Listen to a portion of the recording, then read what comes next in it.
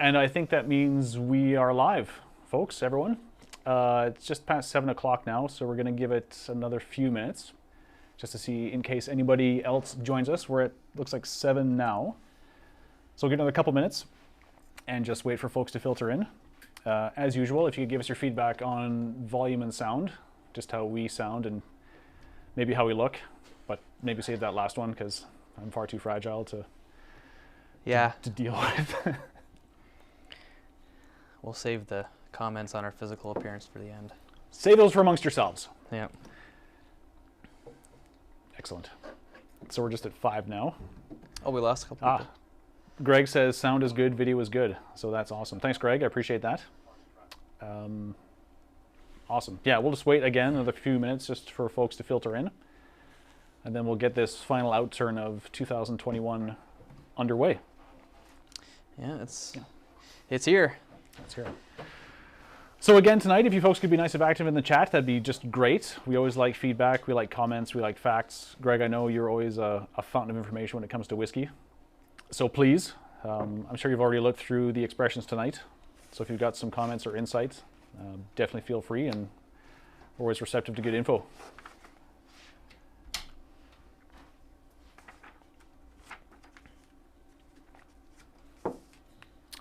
Rob and Kelly must be attending in Calgary tonight, right? So Rob and Kelly are actually in Scotland tonight. Yeah, they're back there for a good chunk of next year. So I'm not sure if they're going to Wash tonight. What is it, 7 or 8 hours ahead, I think they are?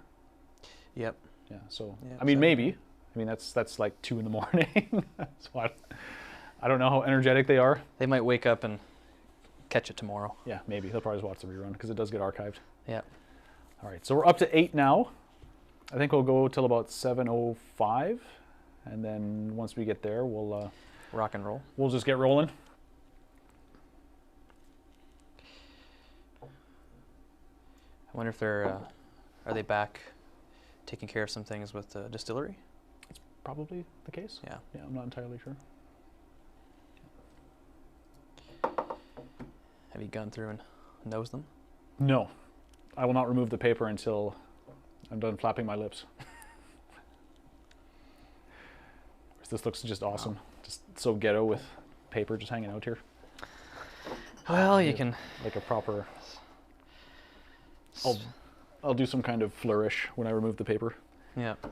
Like something dramatic. Something to end off the final tasting of 2021. Yeah, I know. I can't believe we're already at the end of the year. Yeah. It sounds so cliche, but... Another year in the bag, essentially. I don't think any of us really thought it would be an entire full year of streamed tastings, but... Yeah, I mean, I would love to get back to normal, just to get, like, even if we got 10 or 11 in here. Yeah. Like, just something.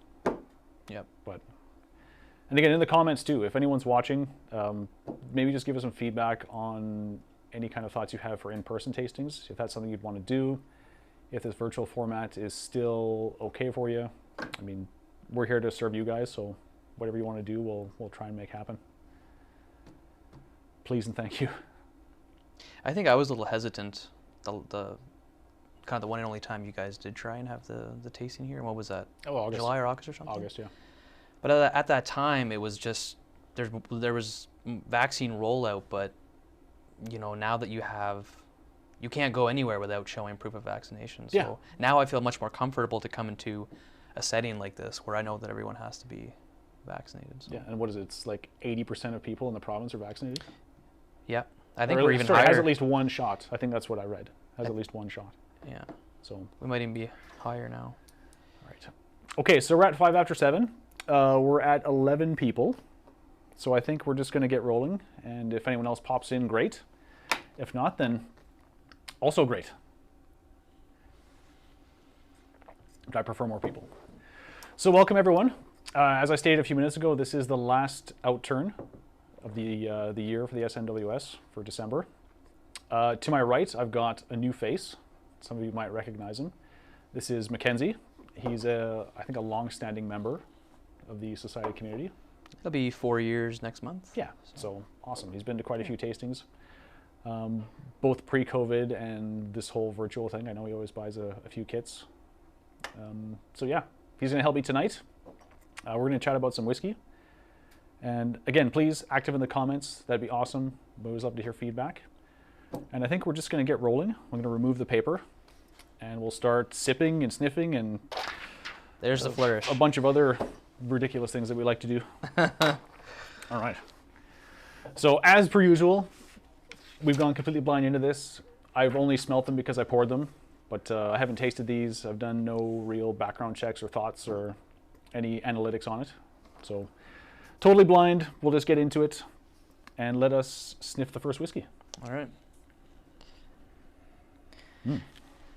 Eminently effervescent. Effervescent. So when I think effervescent, I think bubbly, sparkly, bright, active. The complete opposite of my personality, essentially. Well, not unless you have enough whiskey. Indeed. So whiskey might make you effervescent, Yeah. but it might also make you a turd. So we'll see. So it just smells to me like, when I was pouring this, I immediately thought Timbit. Okay. So like a doughy ball, Yep. glazed with glorious icing and sprinkles. It's kind of candied. Yeah, it's Maybe like the sprinkles on the Timbit. It's very sweet. It smells very sweet. Yeah. Let's get out my cheat sheet here. So sweet, a bit grassy, honey, vanilla. Getting candy bar. Yeah, for sure. Like a hard candy, Yeah. like chocolate. So probably matured in bourbon. I don't detect any other kind of like weird finishes, like a wine or a cognac or dessert wine or anything like that. No. As far as I remember, a lot of the first sample that you have for the night is usually ex-bourbon. So usually what you start with. Yeah. So it's nothing too complex. It's not the first sample we had. No. No, that's true. Got to get the palate going. Got to liven it up. It has a bit of a rye whiskey smell to it. So by rye, do you mean there's some kind of spice to it? There's some like earthy, because when I smell rye, like a true American, like quote unquote American rye, spice, vanilla, maybe some spearmint. The odd one will do like this weird dill thing. Okay. Yeah, definitely the vanilla is pretty prominent. All right. Well, I'm going to taste it because it smells delicious. It smells like dessert. Oh yeah. Sugary brandy.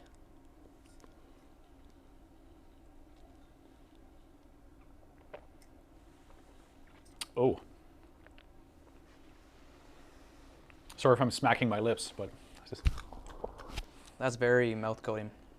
Yeah, it is extremely dense. Wow. Like, if you just swirl the glass, like the legs don't really start running until a few seconds after. Super viscous. So there is a bit of like a baking spice melange, if I can use that word. If that's not too much of a silly word. Maybe like clovey. baked cinnamon? Yeah, like cinnamon, like something you find in like a baked bread or like baked cake, like dessert bread kind of thing. Yeah, it's got that spice. Oh, I guess it actually says some rye spice at the bottom here. Oh, and you didn't even have to cheat to get that. No. Well, everybody probably thinks I did because I have it wide open in front of me, but I assure you he didn't. that rye spice at the end that's lingering. Super long That's finish. really good. Like, it's not a terribly old whiskey. It's only 8 years old. But the finish is... No, I like that one. Well, I may stand corrected with what I said to you before we started this tasting. The one way to tell, I find, is how short to long the finish is, if it's something younger, if it's something older. But this is a long finish.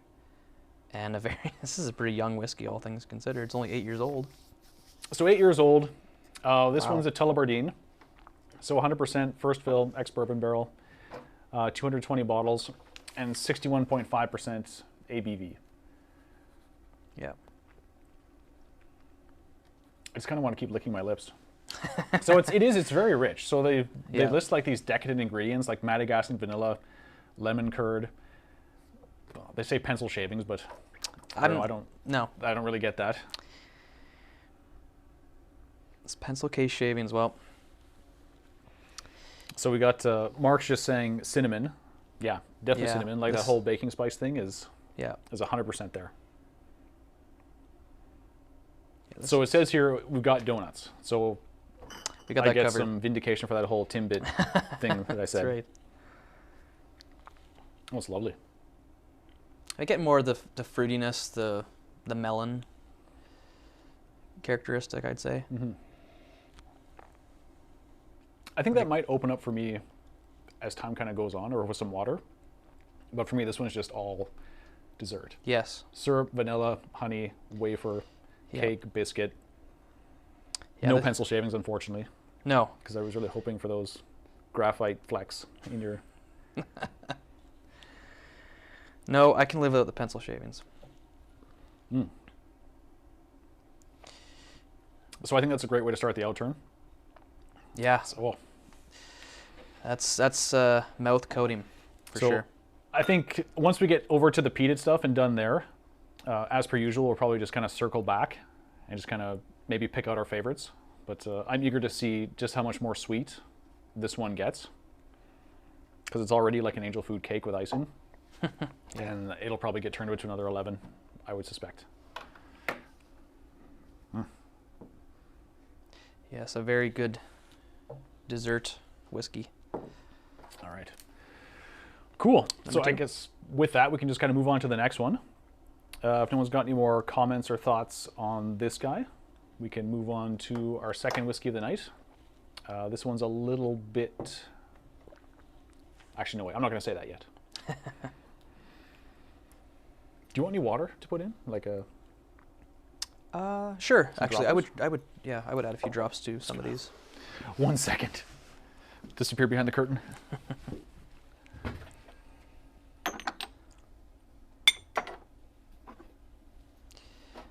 So this looks like a specialty bottle for the 2021 Speyside Whiskey Festival. Yeah, so we got a couple festival bottles tonight. Awesome, thank you. Yeah.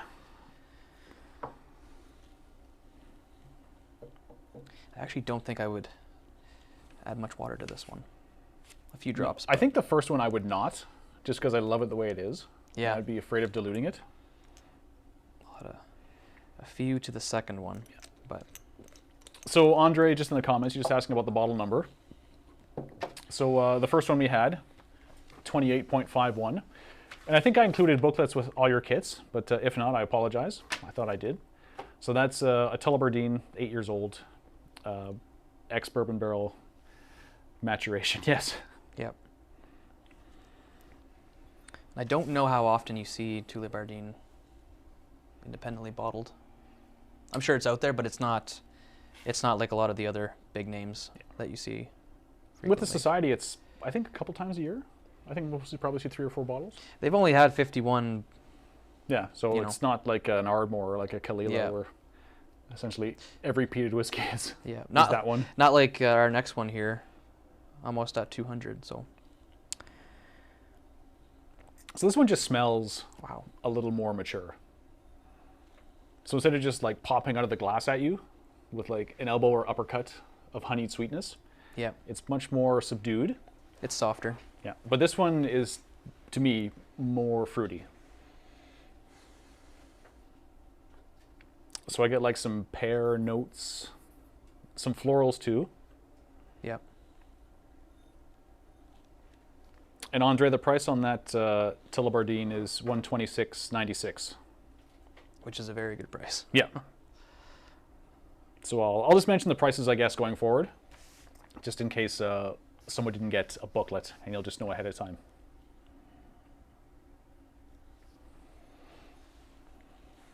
So sweet, floral, maybe a bit earthy.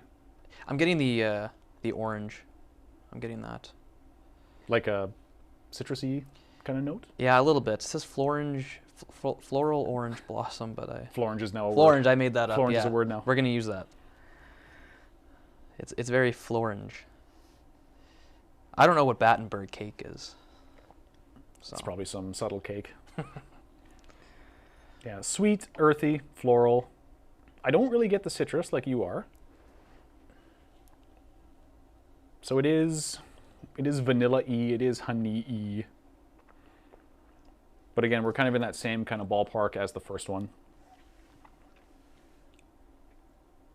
Wow. Some kind of like cakey dessert. Maybe that's the Battenberg.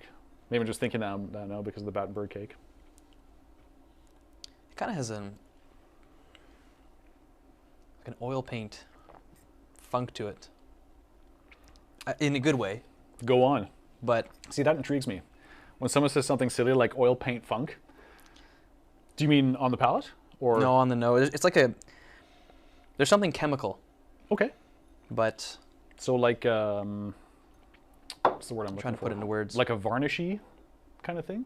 Or is it I kind of see what you mean. I have to think about it more. But I like that. That's a new one for me. Oil paint funk. Oil paint funk. This smells like a Van Gogh. Did he use oil? I have no idea. I know my girlfriend's watching this, so she's a huge artist. So if you can just confirm for us if he painted with oils or... Yeah, just Google that and put it in the chat for us. How many people are on now? Must have more than...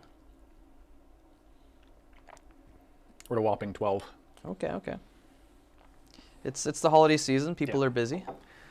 So this on the palate, it tastes more mature. So it is 17 years old. It's a Glen Grant. So that's distillery number 9 for all the SMWS nomenclature. First fill bourbon, 17 years old. A little over 53% alcohol. And the price is $219.96. Really getting the cream puffs part of it. I'm getting that. I was kind of hoping for a longer finish, I think. Yeah. Like that first one was just so robust. Yeah. And for such a young whiskey, I was really impressed with the length of the finish.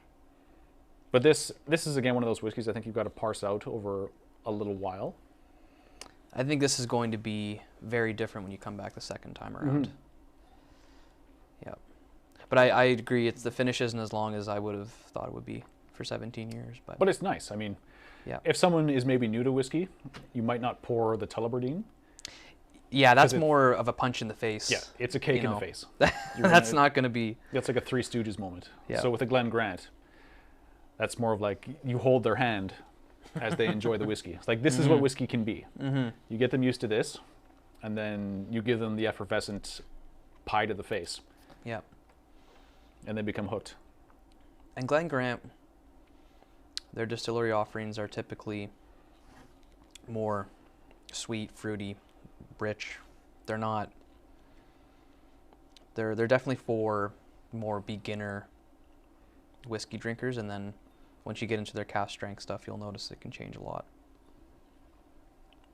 Have you had a few Glen Grants? Yep. I actually bought out the last few bottles I found at a Calgary liquor store a few years ago of the 16-year. Gotcha. Which they stopped making a long time ago, but it was only $80 a bottle. For a 16-year? 16. Nice. And now the 18s are 180, so... As is the world we live in. Yeah. It's the paradigm of shipping containers and prices going up. Yeah. No, Glen Grant is an awesome distillery and a really good starter whiskey, I find. I think the only Glen Grant I've had is with the Society. I don't think I've had a distillery bottling, and I don't think I've had an independent bottle other than the Society. The Society, yeah. And I think they've all been double-digit age. So this is kind of the ballpark I'm used to when it comes to this whiskey. More subtle flavors, a little more subdued. Yeah. But still very pleasant. No, it's much more easy drinking than something like the first one at 8 years and nearly 62% alcohol. So this is very, very enjoyable. Yep. Yeah. So we can confirm that all of Van Gogh's famous paintings are with oil. Okay. But he did use other media as well. And then Mark just indicates he tastes cake with whipped cream and mangoes. So I get the cake, I get the cream, but I think I would have to hunt for the fruit. It's saying in the description here, a drop of water and juicy pears and nectarines appeared, so. Mark, did you add water to this? Because maybe on the other go-around I'll do that. Just add a bit and hunt out this mysterious, elusive fruit. Yeah, I'm getting a little bit of it, but I think it'll be more prominent when you come back around. Cool. All right. That was good. Well, those two were very nice. Yeah, wow. And that second one especially was like really nicely balanced. Whereas the first one was like, gah, it's like a bear attacking you. Yeah. But the bear is covered in cake and honeycomb. It wasn't the easiest transition into the first one if you're not, if your palate's not warmed up or. Yeah. But we warmed up already. Yes. So, of course, being pros. That was excellent. Yeah. All right, so ex-bourbon barrels to start. So as is the trend, we'll go into something sherried. Even given the color, you can probably tell right away. Yeah, the next three are much darker. Oh, yes. So I believe this whiskey was sort of teased to members in a photo that Robin Kelly put up on Instagram earlier in the year. I think it was April or May. Okay. That this was going to be coming to Canadian members. Oh, nice. Yeah, there's one other bottle in the picture that I actually haven't seen yet, but I remember this one being one of them. So I guess it finally arrived in time for the holiday season. Whiskey Claus. Yeah. Dropped it off for all you lucky folks. Yeah, it's one you don't really often see as a cask. No. Even though they have 128 of them. I don't think I might have seen another one. I've been here for about 2.5 years, and I think I might have seen another one of these. You might have seen, yeah, you actually might have saw the only other one that I've seen. Because I've been here for 4 years next month, and this is only the second, I'm okay to say it? We'll wait a bit. Or should we wait, yeah. Yeah. This is only the second one that I've seen so far. Okay, so I'm just going to, repeat for Andre here, the second one that we did. So that's a Glen Grant, cask number 9, $219.96 for price. And it's 17 years old. Sorry. No, I probably got ahead of myself anyway, so.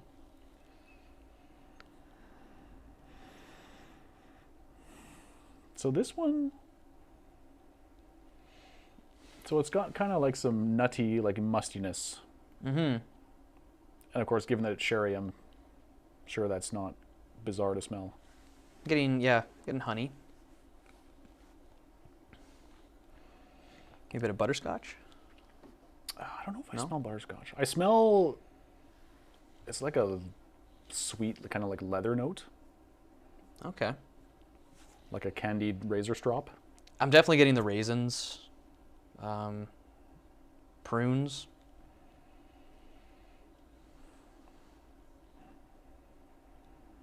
It's not a terribly strong nose.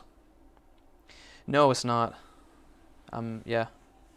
And I poured these, I think about an hour or so before we started. So Yeah. they've had a bit of time to air out. And it's not as high of an ABV as we've seen in a lot of these other sherried whiskeys that the Society has bottled. I mean, 56% is still pretty high, but not like ones that we've had that have been 64, 65, 66. So. Yeah, maybe because it's not as robust, it's a little more subdued. So must, nuts, leather, some dark fruit. Yeah. There's some kind of spicy sweetness there, which I can't quite pinpoint. All right, I'm just going to taste it.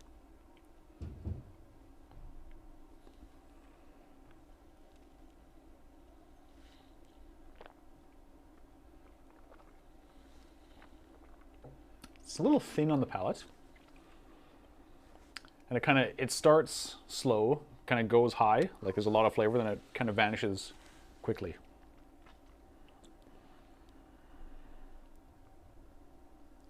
The finish starts to get more intense as it goes on. The first few seconds for me was kind of lighter, but then it gets, that Navy strength is maybe coming out. Yeah, the second sip's a bit more robust in terms of finish, but I mean, for me, this one vanishes pretty quickly. Really? Yeah. Okay. It's lingering for me. I'm also getting some I would say cherry. I see cherry. Yeah, Yeah. I get that. Yeah. But I'll get like it's a lot of dark fruit and baking spice. Yeah. That leather note I smelt isn't there. I don't really get any nuttiness Not so on the palate. Do you think the name's a little misleading? Navy strength? I mean, you think Navy strength, you think like they just, it's like they don't even add water, Yeah. obviously. I mean, it's just another word for cast strength. Which, I mean, I'm sure this is, but you think Navy strength, you think it's just like, oh, you could like start a fire with it. Yeah. Yeah, Some pirate hooch. exactly. So yeah, not terribly robust. Mark's just used the word punchy, so that's a great word for that. Yeah, that's a descriptor. And yeah, the more sips I have, I mean, it does tend to linger slightly longer, but the first two, I should say, they don't really need any coaxing, and they would just linger and be good.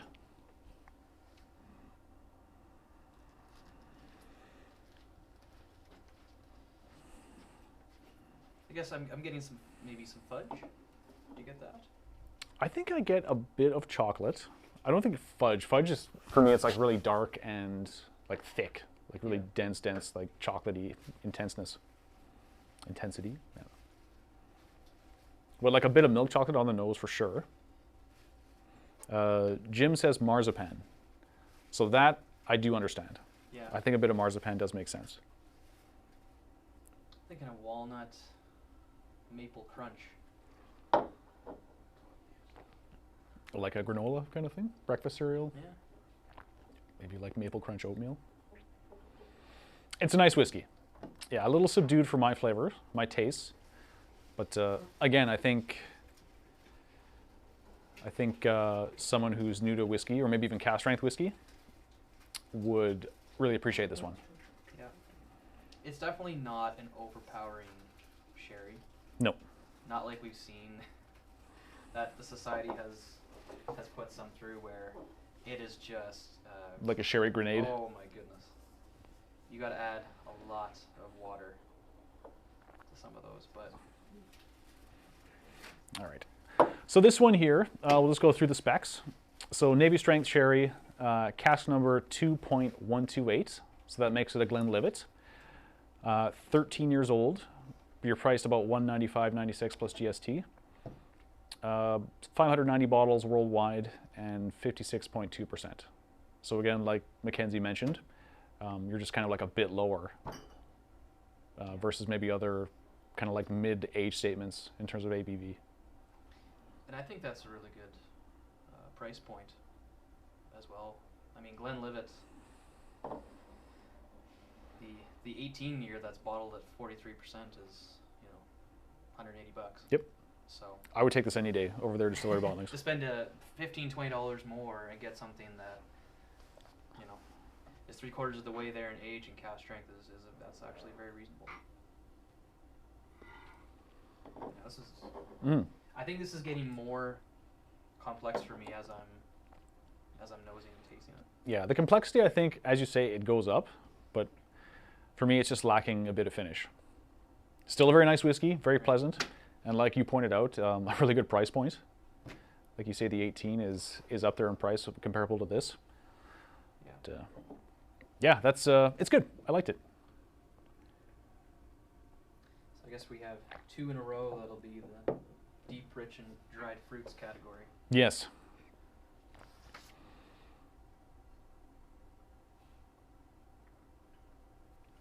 So we just got some comments indicating that Mackenzie's mic isn't working properly. I think our sound folks might be working on that as we speak. Oh. Yeah, let's let them work on it. Yeah. Yeah, I mean, it was working when we first started. I wonder how long has it been doing that for?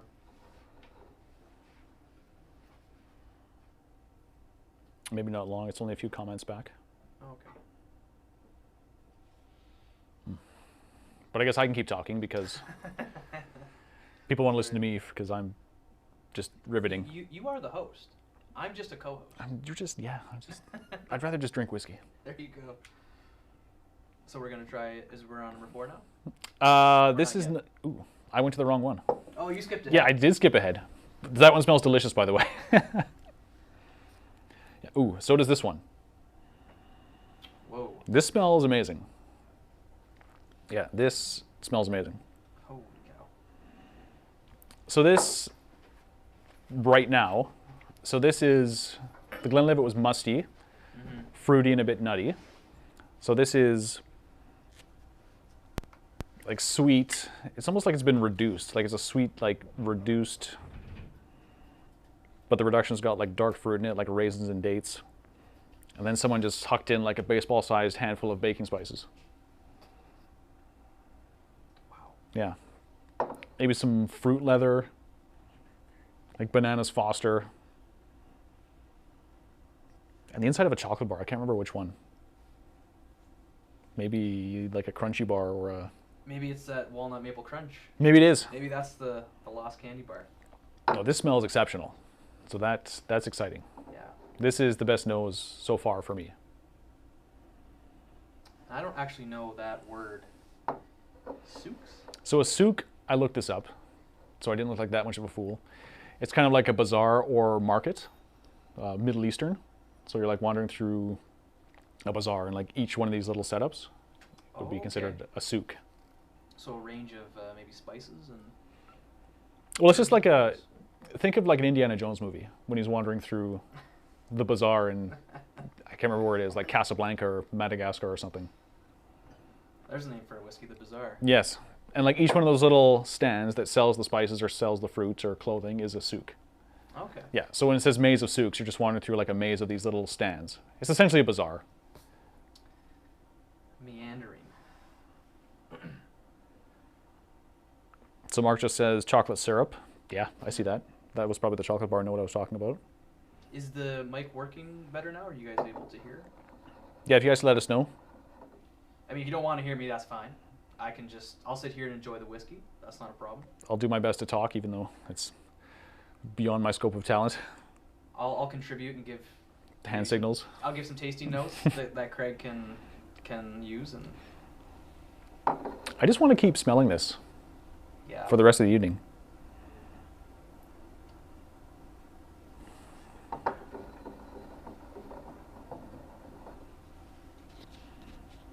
So I'm just saying not yet in terms of sound. Not yet.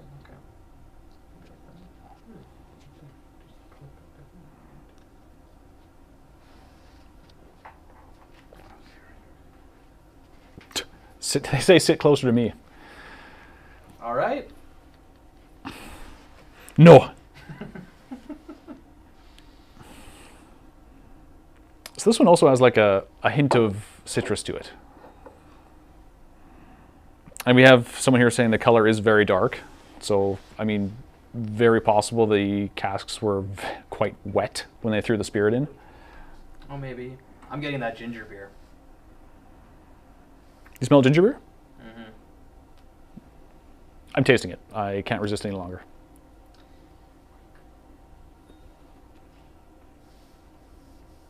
Coconut macaroons. Ugh. Did you guys want me to come over and just see if we should adjust something? So it does taste... Ah, there's an interesting tasting note. What came up? So we just have someone indicating that it's an oaky afterbirth. I don't really know what that means, but that comes up once per tasting. So it tastes unreal. It is. I understand where they kind of got the name, because it's just baking spices, exotic fruits. Yeah. It's some kind of like rich, like rum-soaked English dessert. Mm. Maybe I'll just try it here.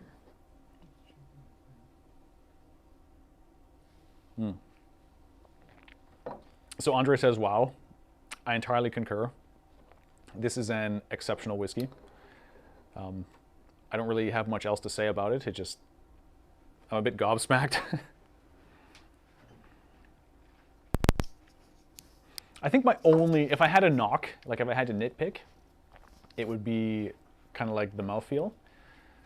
So something to round this off would be some creaminess. And to me, it's a little bit thin, but I think I'm just splitting hairs.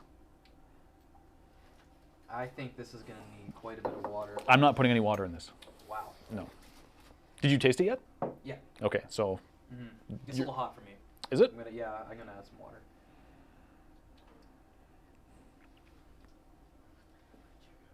So the initial cask is Ex Oloroso butt. Or butts, I guess there's more than one. Yeah, so we can talk about the specs on this guy. So it's technically a Macallan. So it's got the number 24 designation.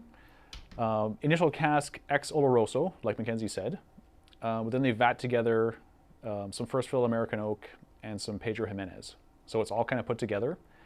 And according to Kelly, when they do stuff like that with Macallan whiskey, it's bottled under the name North Charlestown. So there you go.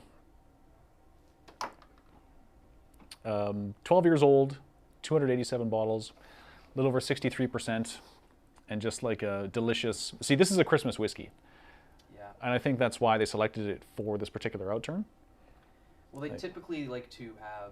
I mean, from what Dave had told me before, he said that they save... Or not save, but they make sure that the selection is... Maybe they add some more specialty bottlings for the end of the year because of the holiday season. Mm-hmm. So far the lineup has been... Everyone's just been really good. This is my favorite one so far. And I always say I'm not like a sherried whiskey guy, but wow, this is really good. Yeah, we'll come back around to this again, and I'll add a drop or two of water just to kind of see what happens. And it says one of those small batch casks, so I wonder just how small it must have been. Yeah. So in 2018, they combined selected Oloroso butts before returning the single malt to a variety of different casks to develop further. Yeah. So I'm sure if Kelly was on, she could maybe enlighten us a little more.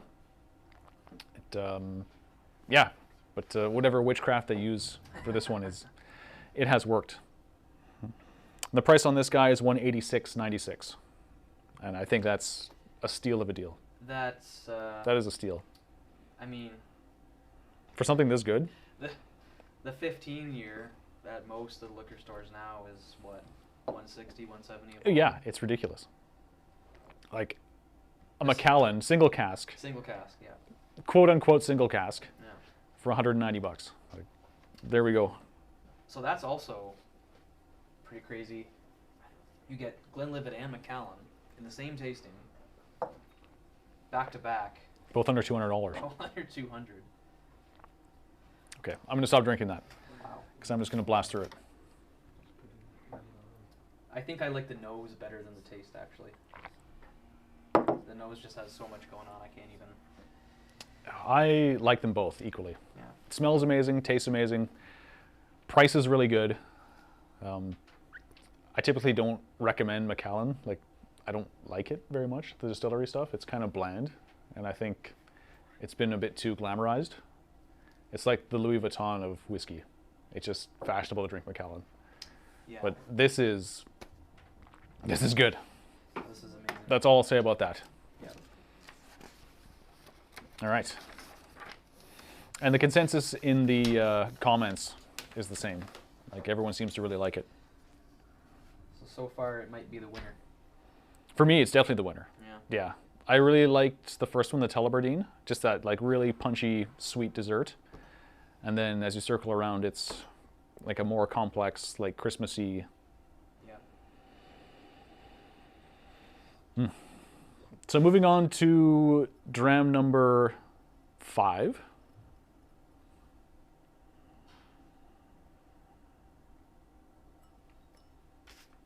It's the oldest of them all.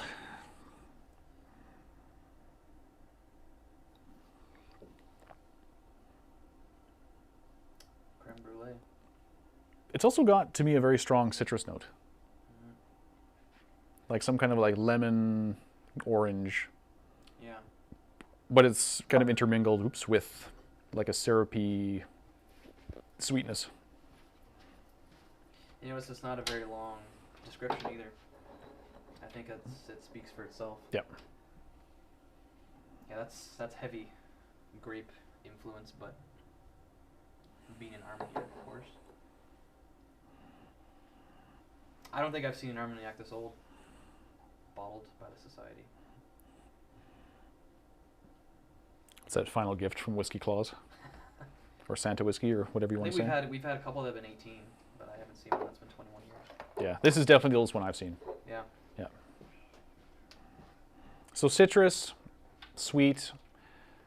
Again, like the previous one, it's got like some leathery notes. I've never really smelt leafy tobacco because I don't smoke cigar or pipes, but Can't say I want to say tobacco for some reason. Yeah.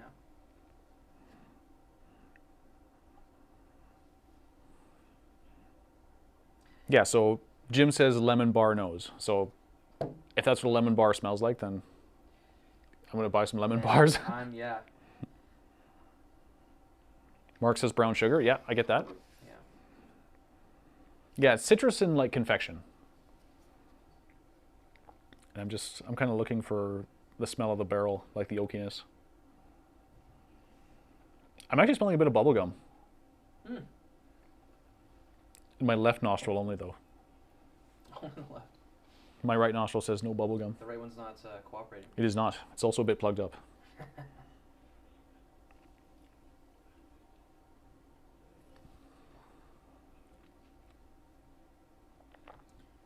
That's got. Oh, whoa. Yeah. Wow.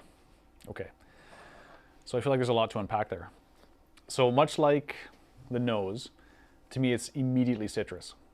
And it's like a sharp, sudden spike of citrus. Yeah. I'm getting some toasted spice that's really lingering. Like there's no end to it. It just keeps going and going and going. Yeah, so so it's like some sweet, like licoricey note almost, like a red licorice. Yeah. And then immediately after, like a fraction of a second, it's like a big wave of citrus. And then you've got like some like desserty, like brown sugar, dark fruit. Yeah. Oh man, that's like, as I'm sure as everyone knows now, it's not a whiskey. No. The single cask spirit category is not a whiskey. That is amazing. That is very special. And that's a high ABV for something that is 21 years old. Mm-hmm. That's incredible. So the specs on this guy. So as Mackenzie mentioned, it's an Armagnac, A5.3. So that is Chateau de la Baude. My French is pitiful, so I think that's how you pronounce it. We actually had an Armagnac by these folks back in the summer, I think June. So cask is A5.3, 231.96. So that's a single cask, 21-year-old Armagnac. 562 bottles, about 65% ABV. So like, that is a banger of an Armagnac. that is really good. That is unbelievable. I might steal the heel of this. When I say might, I mean... Well, you're going to. Guaranteed, yeah. That's not a question. Yeah. Anything I've ever had through the Society that has been their single cask spirit category, I think has been really good, but this is another level. I don't think I've had something this good before. Maybe one of the rums, but... Yeah, I've had some... I'm not a rum fan. I think I've said that a million times on broadcast here. But the rums have been really good. But this is probably the best non-whiskey beverage I've had from the Society. And as you smell it, it's just more like fruit and baking spice. Mark just says he can't do it justice. Yeah, I get it. No, like you can't. There's no... I don't have the vocabulary to describe the elation I feel right now. It's kind of... The nose is a bit of... I get like honey oak. Yeah, I see that. Yeah. Yeah, but you're not really prepared for it by smelling it. Like when you taste it, it goes to 13. I mean, this some of the cognacs that you can get at the local liquor store that are a couple $100, this is far better. Yeah, I think. I haven't had a ton of cognac. There might be some that, you know, a couple here and there that could compete, but I think this is a big step up in the price range for what you're getting. So Andre, the cask number is A, like the letter A, 5.3, not 85.3. Sorry if I'm sounding a bit garbled. My lips are numb with joy. I just keep licking them. And look how oily it is. Mm-hmm. Like, it looks like I'm in whiskey jail. Whiskey jail. Armagnac jail? I'm just gonna stop talking. Neither place is a bad, you know, you want to be in both of them. I'd rather be in prison with whiskey. Yeah. Okay, so we'll leave that for later because I'm going to finish that again. So this has been an exceptional Outturn so far. Yeah. I think the only real, and when I say disappointment, I mean I'm splitting hairs, but the Glenlivet was a bit subdued for me, but everything else has been really good, really, really tasty.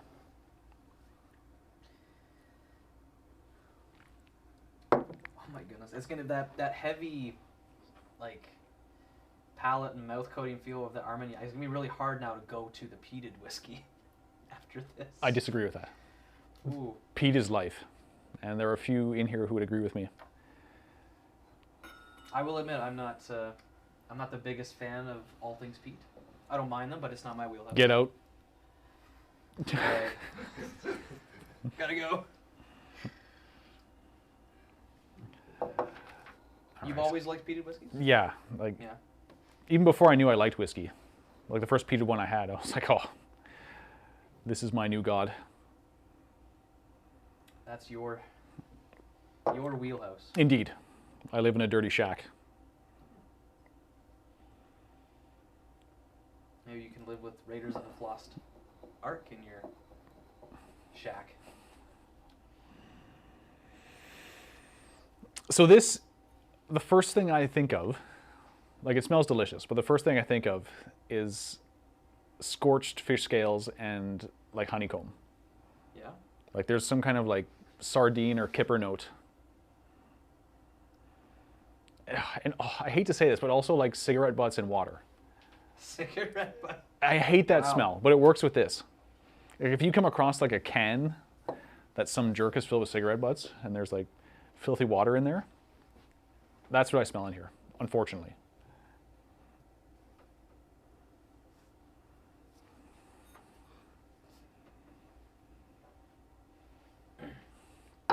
I'm getting a lot of green pepper, that's for sure. Interesting. Tons of green pepper. I also smell, a bit of green pepper. And I can't stand green pepper. No, it's not my... I don't like green bell pepper very much. I don't think I want green pepper in my whiskey, but it's there. It's definitely there. This is really confounding for me. So this is full of things I hate to smell individually, but combined in this glass, it all smells really good. Okay. Yeah. So cigarette butts and water, like scorched fish, ashtray, maybe a dirty tractor axle. Well, the members who are on, they know the descriptor that someone gave. I don't know how many years ago it was. I think it was before I was here, 4 years ago. But I guess maybe it's like trout in a trash can. Ah. Maybe that, yeah. That's the famous descriptor that someone gave to a sample one time. I don't think I've ever smelled a whiskey I would describe as trout in a trash can. Like I've had fishy, but never like fish in a refuse bin. Oh. So Jim says butcher shop, bacon, pickled pork, and pork fat brined. I don't know if I could pick out like a brined pickled meat. But Jim has an excellent nose. He's been drinking whiskey for a long time.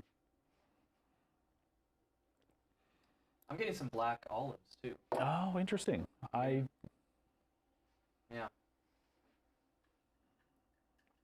So it doesn't smell terribly complex.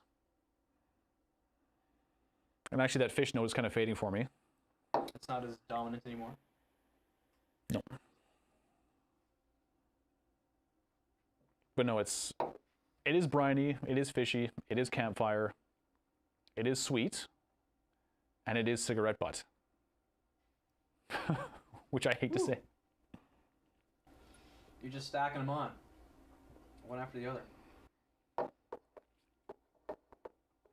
this one, also bottled for a festival. Okay, it tastes way better than old cigarette butts. Yeah. So you're gonna retract the cigarette butt? No, it still smells like it. Okay. But there's no, I mean, I've never smoked, so I can't say, like, yeah. But maybe if cigarette butts taste like that, I'll start smoking. I mean, isn't there a store just... Right next door, there is 30 feet that way? a boutique smoke shop. Yeah. I could get some cherry cheesecake vape oil as well. That's interesting. So Mark says, oily curtains from an ancient fisherman's shack where they cook fish dinner over an oily fire. Man, you should write the description for this. Yeah, Mark, you're in the wrong line of work, whatever work it is that you are in the line of. That was well thought out. I also smell plastic pail. So think of like an orange Home Depot pail, and then there's some liquid in it. Okay. Seaweed? You getting any of that? There's something mineralic, and briny, but I don't think I'd say like vegetal, like seaweed or kelp, for me. So Mark, when you say an oily fire, does that mean the fire's been started with oil? Or it's cooked oily food?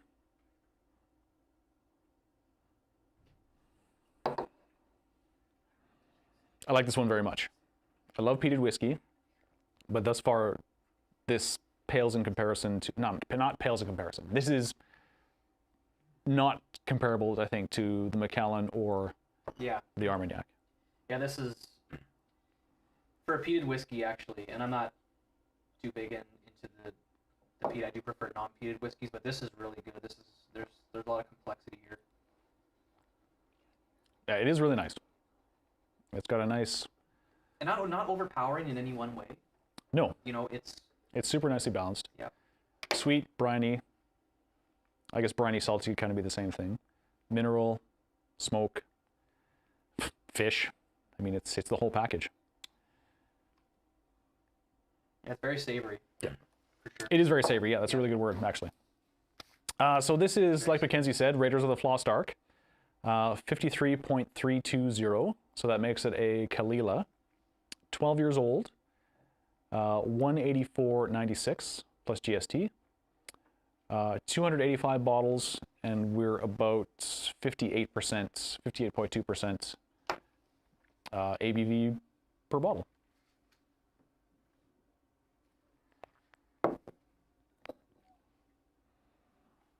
Do you add water to your peated whiskeys?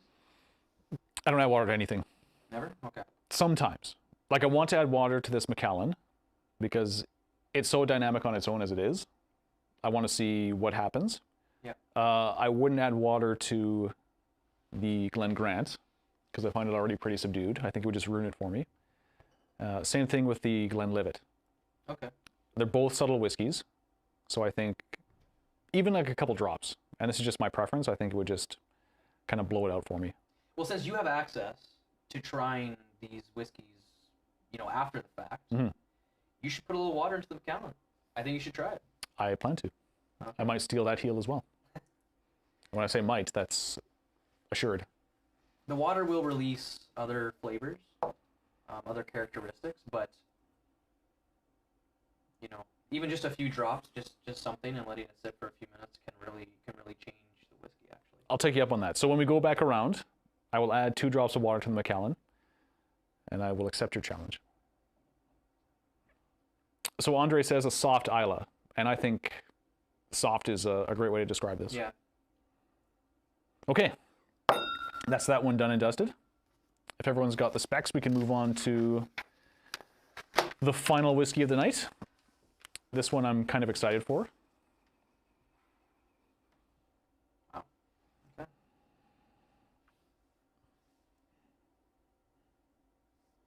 Yes, Andre has to get here to do a live tasting.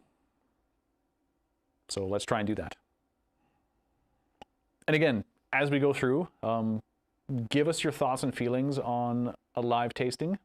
Like, we'd love to do one in the next month or two. Like, if we get the feedback for live tastings in January, if people are really gung-ho for it, then we'll try and make that happen. Maybe we'll even do like a live, like in-person tasting and like a broadcast hybrid kind of thing. So some people here, some at home if you still want to stay at home. Maybe we can try and make that work. I would definitely come back in person, that's for sure. Okay, so Mackenzie's going to be here in person. I'm going to be here in person. If we can get like 8 more people here in person, like 10 in the room and a bunch more on live stream, then we'll try and make that happen for sure. So we're already, what, 20% of the way there? Yes. Just need a few more people. So I'm going to use Andre's language here. This smells very soft. The category is misleading to me. It is. I was expecting a very... Okay, it says heavily peated. Yeah. To me, it does not smell anything remotely like a heavily peated whiskey would. No. It must be in the palate, the finish, because this is not... The nose is... For me, if this is heavily peated, this is subdued. No, it's very subdued. Okay, so Mark's going to be here in person. Greg's going to be here in person. All right, That's 4. 40%. Andre, use your points. Get on WestJet. Fly out here for the first week of January. Where's he? Ontario. Yep. Yeah, this is... I can barely smell it. Like, am I crazy? Can you guys smell stuff? It's a bit muted. It's peated, obviously. Yeah. But muted, I think, is a really good description. Well... Like, I get it's sweet a little bit. It's smoky a little bit. It's salty a little bit. What else? Cake of some kind? I'm not really getting a lot from it. I think I just got to taste it and see what else comes to mind. Yeah, I can't really pick a whole bunch out. Maybe a little bit like a rocky beach. Yeah. All right, let's taste A it. little campfire smoke.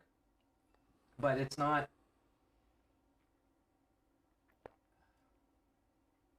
Okay. I almost wonder if it's not more smoky than it is peaty. For nosing anyways. Oh, no, I got you. I know that they fall under the same category technically, but if you have a Talisker versus an Ardbeg, I find there's a big difference. Oh, huge. Yeah, Talisker is a little more subdued than... When I say a little more, it's usually a lot more. Yeah. I think the taste is great. It tastes delicious. It's very good, yeah.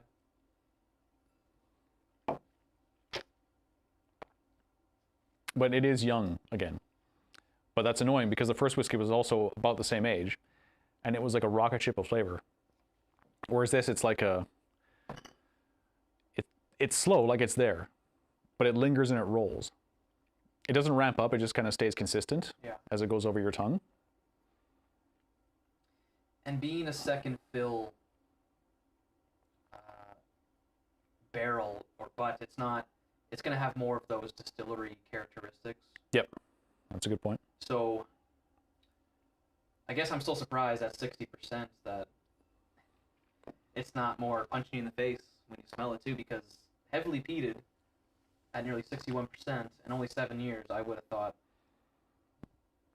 very different, but...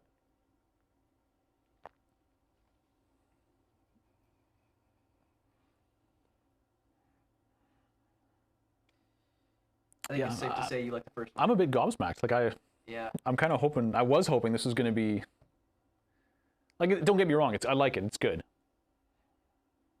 But it's not heavily peated. And it's kind of, It's got some of the barbecued pork on the nose, but that's typical of, I think, a lot of the peated whiskeys. There's nothing different, though, I find, about this. Like, I just don't think it's for me. I'm sure there's lots of, maybe on the chat, and maybe there's some people that are really liking it. We've got some peat heads in here, but those who love the peat, they're saying they should not be labeled as heavily peated. Yeah. And I 100% agree. And usually anything that's heavily peated, we only get that, what, 3 times a year? Maybe hardly 4 times ever. A year? Yeah, hardly ever. And they sell out right away. Because you can tell it has, you know, that heavily peated aspect that is going to be very different from all the other peated stuff that the Society bottles. Yep. So, I'd be curious to see what people think of this, even if they go back around the second time. Maybe it's improved. I think this would be a great whiskey to sit down with a bunch of dudes or whomever and just try and keep pulling stuff out. Like in your shack? In my oily shack, yes. Yeah. Like just sit down, pour like 2 ounces each, yeah, and spend an hour or two just like nuancing, parsing out, adding water maybe, and just trying to see if you can really kind of drill down and discover what it's all about. So maybe I've got Craig's ear on the water now. Maybe you're coming around to the idea? Is that it? No, I'm receptive to water. It just, in my experience, it seems to ruin it for me. But I'm going to try this with some water, actually right now.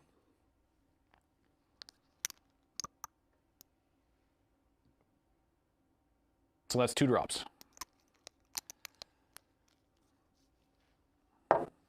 What's the chatter? Is anyone giving any good descriptors? Anything different?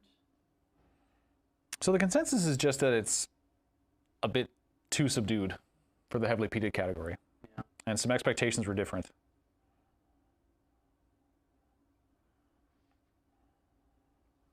So the stats on this.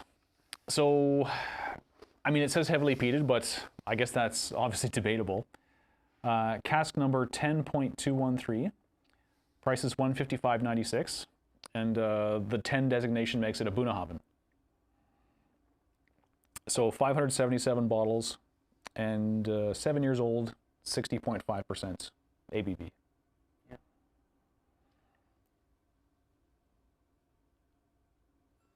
Yeah. The water makes it sweeter, in my opinion. So it took away that peat, some of that peat aspect. Do you find that? Not really.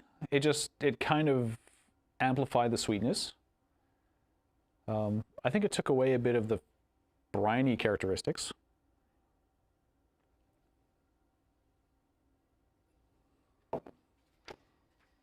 Yeah, I don't think this one was for me. But No, that's fair. I would happily drink that, but yeah. that kind of sucks. I mean, I was hoping to kind of end it with a bang. Yeah, I thought so too. When I saw that heavily peated category, I was pretty excited because we don't get that very often. So Yeah, but again, like I like a challenging whiskey, and it'd be a lot of fun to sit down and discuss and drink, and just talk about it for X amount of time. maybe there's a bit of palate fatigue. We get all the way to the end. Yeah, and maybe, but we've had some high ABV whiskeys. I mean, that could happen too. yeah, I don't know. Usually that's why we save the peated until last, so your palate is Yep. ready for the uppercut of scrub and dirt that we're used to. That's right. So Andre asks, who designates it as heavily peated? I would imagine some head or white coat at the society, like whomever samples these, would slot them into their appropriate designations. So I don't know. Like maybe something happened. Maybe it changed Yeah, between. maybe it's the tasting panel. I know that they give the descriptors and decide what's ready to be bottled and what's not, but yeah, I don't know who actually decides what category it goes in. It says here the taste was massive and unapologetic, and not sweet. I mean, it is sweet to me. Massive though? I don't think massive is That's appropriate. not the right word.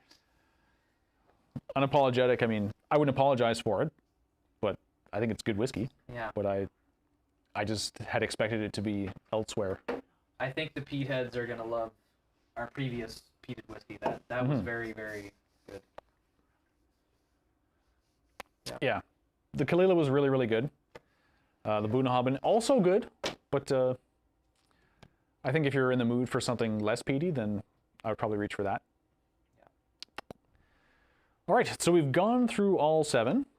I want to go through a few of these again and just kind of see what's happened. So I expect when I stick my nose in the Tullibardine that it's going to be like one of those gag boxes that you open and like a pie comes out and hits you in the face. Well, I nosed it, so maybe you can catch Craig's reaction when he noses this whiskey. Yeah, so it's ooh.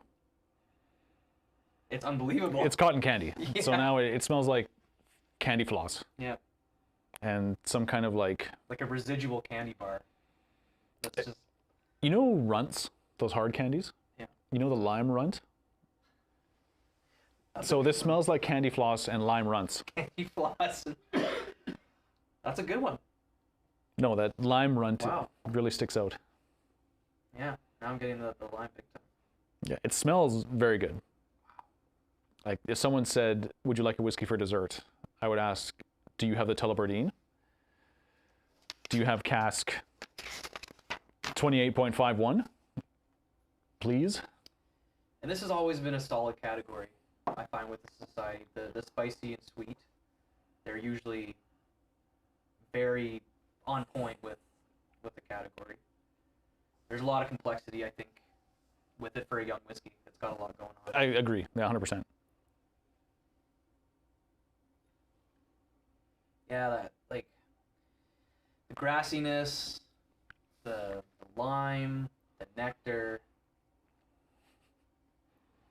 Yeah, so Like it's so good that I'm almost forgetting about like the Timbits and like the sprinkled donut. You know? I think I'm still getting Wow. some of this in here. Like I'm positive actually that I'm getting Kalila and Tullibardine mixed, but it's still wonderful. And it's coconut, it's candy floss, it's hard candies. Yeah, it's not that great though. Yeah, don't buy it. I wouldn't buy one. No. I'm not gonna buy it. No. I'm not.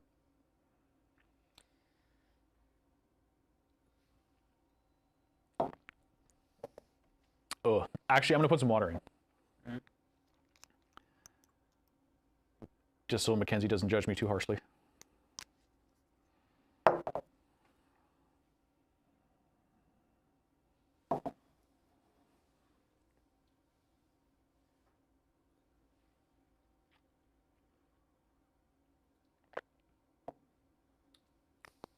What The water subdued it, which, I mean, obviously it would.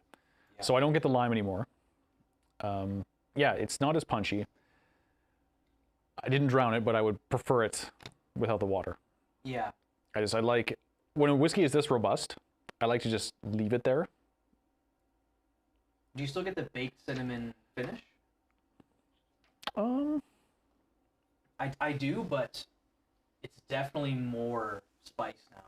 I'm really getting the spice on the second go around. I think this has the longest finish of all of these samples, except for maybe number 4. Which again is weird because it's... Oh, actually, maybe not. No, the Armagnac was long too. I gotta retract that statement. That's not true. So take the cotton candy I mentioned, and then sprinkle cinnamon on it, or some kind of like star anise or something like that. Yeah. No, definitely. But I still prefer without the water, because the finish isn't as long anymore for me. Okay, so Incredible. confirmed delicious. We'll try the Glen Grant. This smells like Sprite. If you put Sprite over top of like a cake. Like a sponge cake? Yeah, like an angel food cake or a...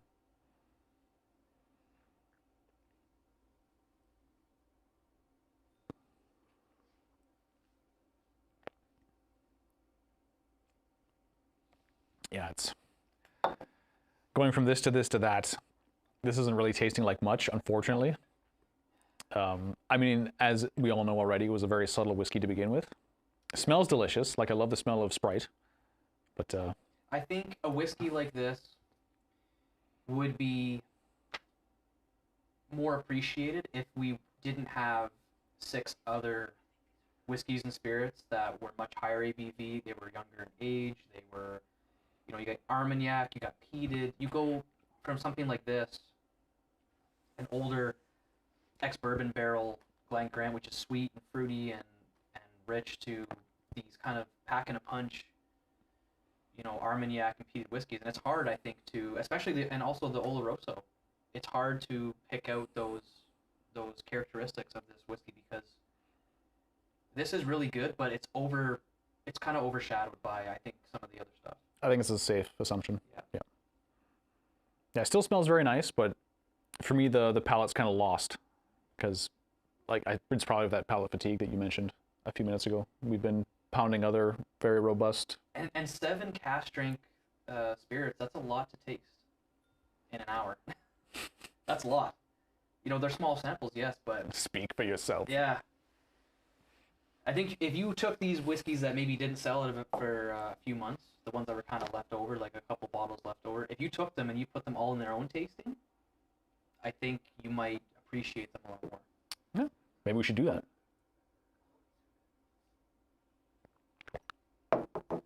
All right, I don't know if I want to do the Glenlivet. I'm going to do it.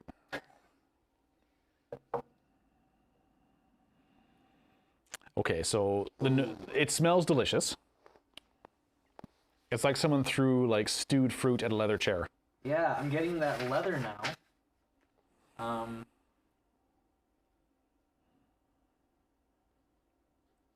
See, Mark's just saying it's hard for the first 3 to live up to the middle ones. So, I don't know. I'll disagree with that. That Tullibardine, that is an exceptional whiskey.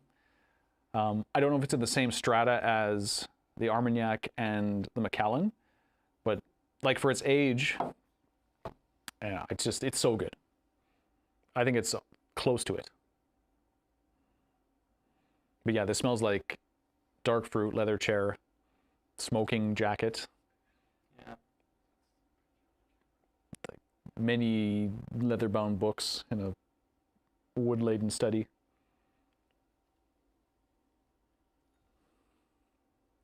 I think the nose for me was quite a bit different the second go round. Definitely. Yeah. Still super subtle. It's spicier than before for me. Yeah, I'm getting the cinnamon and the nutmeg for sure. I'm getting a bit of an eraser. I know that's a weird eraser, but on the palate, or on the nose. Eraser, eh? Yeah. Pink pencil eraser. Like when you're in school and you're writing an essay and you gotta take the eraser off the pencil and go backwards. I don't know. I think it's a little bit of that. No, I think it smells better than it tastes for me. And I love the aroma now. I think the aroma is exceptional. Yeah. Yeah, high in tobacco, leather, dark fruits. High in tobacco. What am I saying? It's good. It's really nice. Yeah, I'm gonna leave that. All right. The Macallan. And this is the one that you put water into or no? I did not, but I will. Oh. And Andre says, 7 cask strength whiskeys. It's a cross we have to bear. What an awful burden to sit here and drink amazing whiskey. Wow. Molasses and brown sugar, that's very dominant now. Yeah, it's glorious. And now there's almost it's like a struck match note. Yeah. I don't know if you want to call that sulfur, because I know sulfur typically people think of smelly eggs, but that when you strike a match, that's also sulfur. Yes. And I'm getting a bit of that in here. Yeah. I would go with that struck match descriptor, yeah.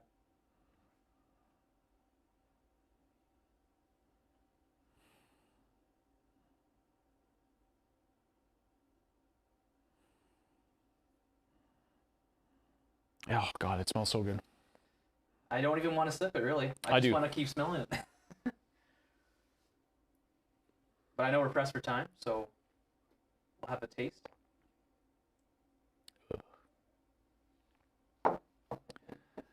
Yeah, it hasn't evolved too much.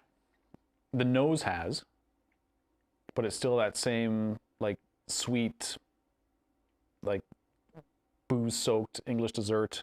Yeah. Middle Eastern spice. Okay, let's add a drop of water. Oh, you gotta add a few. No. 1 drop. 63%. I wish it was 175%. That will kill him. Just pure diesel.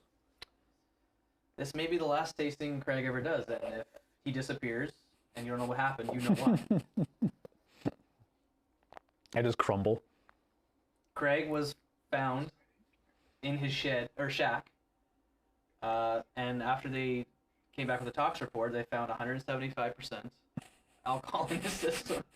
Okay, there's not even any blood in this guy. It's just pure ethanol. So it hasn't improved it. It's changed a little bit, but I prefer no water. Okay.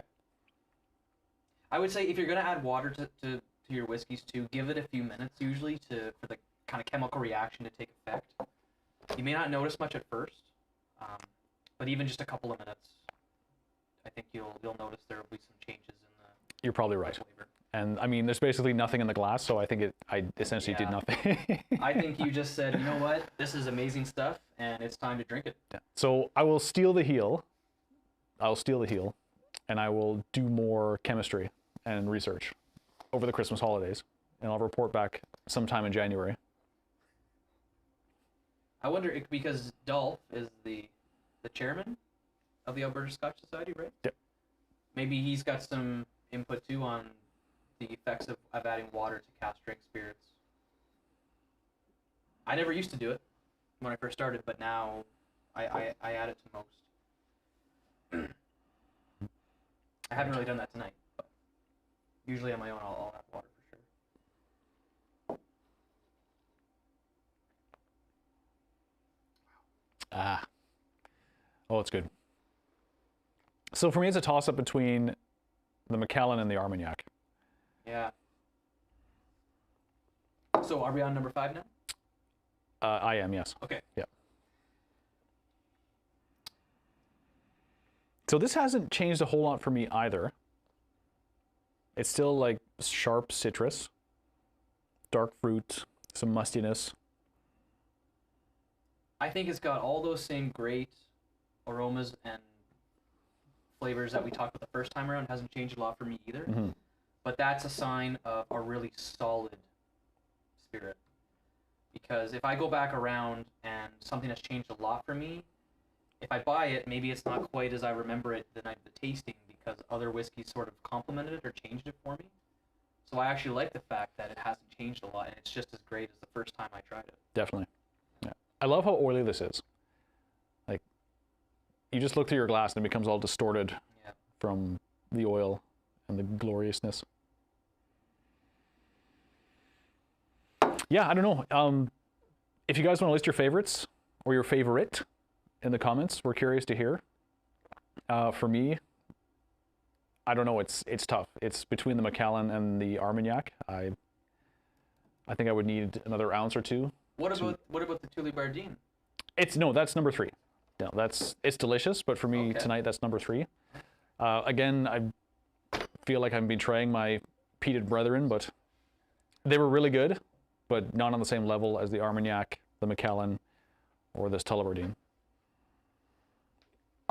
Very, very tasty. Well, that Armagnac, that's very special. Yep. Yep. And yeah, I mean, we've got people in here saying they already put their orders in. I'm pretty sure the Macallan's already sold out, and Mark is indicating as such.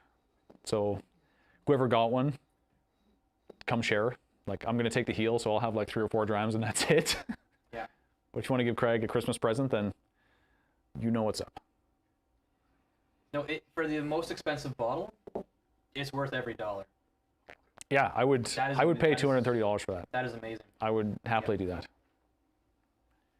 Because you know how it is, some of the whiskeys or spirits, sometimes they can be the highest price point in the tasting, and you go, okay, it's good, but there's other stuff that was, 25 or 50% cheaper, and I really like like that just as much, maybe even a little more than the super expensive one. Yep. But not this time around. I think the most expensive one really is worth every dollar. So the Armagnac your favorite? I think it is. Yeah. An excellent choice. Yeah. Yeah. That or the number 1, Tulip Bardine. Oh, yeah. Yeah, it's okay. Well, I think we've gone through everything. We've added some water. We've done a second pass through. So we're at about 20 after 8. The whiskeys are all available on the site. So as again Mark indicated, it looks like they're sold out. So get your orders in if you haven't already done so. We're going to wrap this up. So thanks again so much for joining us. This again was the last Outturn of the year. We'll be back probably the first week of January sometime, depending on timing and when the other whiskeys get here. So it might actually be the second week. So just stay tuned to your email. We'll send something out in the next week or two to kind of indicate when the January Outturn will be and when you can pick up your kits. Anything you want to add at all? I know I didn't live up to Dolph. No one does. But, I don't. This was fun. This is my first time ever doing something like this. I feel like a celebrity. I got a list of people I want to thank, actually. I want to thank my dad. I want to thank my grade 1 teacher for not... They said I wouldn't amount to anything, and look at me now. Fools. Idiots. No, this was great. This was a lot of fun. Thank you for having me. Yeah, well, thank you for coming by. It's always nice to sit down with a member and do this, because I meet you guys in the store, and but it's just nice to sit down across from a member and discuss whiskey. Yeah. Yeah. So I mean, thanks again. Have an amazing Christmas. I'm taking 10 days off between Christmas and New Year's, so I'll be doing this and also eating shortbread. Yeah, that's it for us. Have a good night, guys. We'll see you in January. And thanks again.